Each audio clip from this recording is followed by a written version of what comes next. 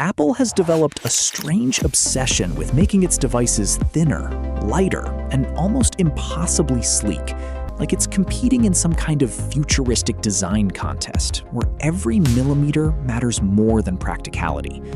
We saw it with the ultra-thin iPad Pro, and then again with the original iPhone Air, a device that looked so good it almost didn't feel real.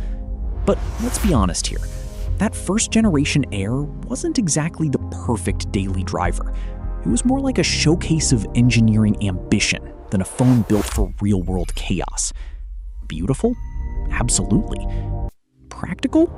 That's where things started falling apart.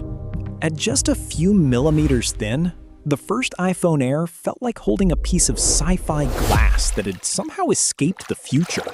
It slipped into pockets so easily, you almost forgot it was there. And for a moment, it felt like Apple had redefined what a smartphone could be. But then reality kicked in.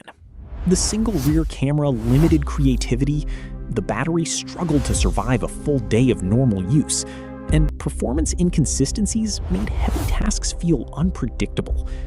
It wasn't that it was bad, it was that it felt incomplete, like a concept device that accidentally got released early. Now here's where things get interesting. Apple is not backing away from the idea of ultra-thin phones. In fact, they're doubling down with what leaks are calling the iPhone Air 2. And this time, the entire philosophy seems to be shifting.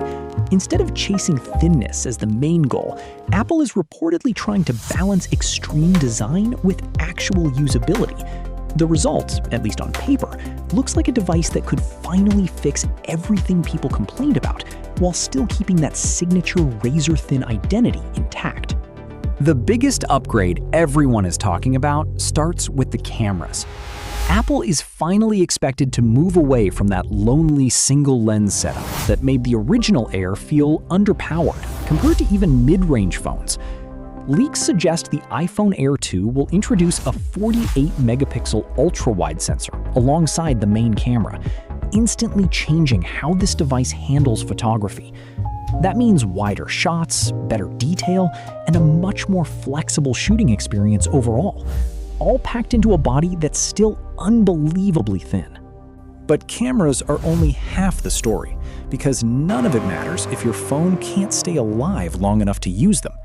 Battery life was the biggest complaint of the original Air, and Apple reportedly took that personally. The iPhone Air 2 is rumored to feature a next-generation carbon silicon battery system designed to store more energy in a smaller physical space.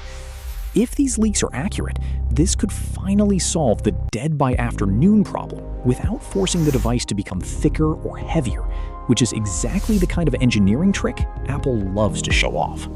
Under the hood, things get even more aggressive. The iPhone Air 2 is expected to run on the A20 Pro chip, a processor that isn't just about raw speed, but efficiency in a completely different league. Early leaks point toward a noticeable performance boost, combined with significantly improved power management. That means smoother gaming, faster multitasking, and less heat buildup during heavy use. In theory, this could finally stop ultra-thin phones from turning into pocket-sized heaters the moment you push them too hard. And then there's the AI layer, which Apple seems to be pushing harder than ever.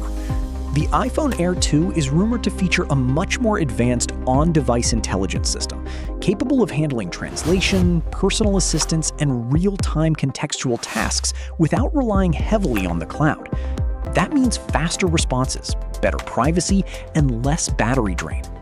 Imagine a version of Siri that actually understands patterns in your life, instead of just reacting to commands. That's the direction Apple is reportedly aiming for. Of course, Apple isn't going to compromise on materials just because the phone is thinner than ever.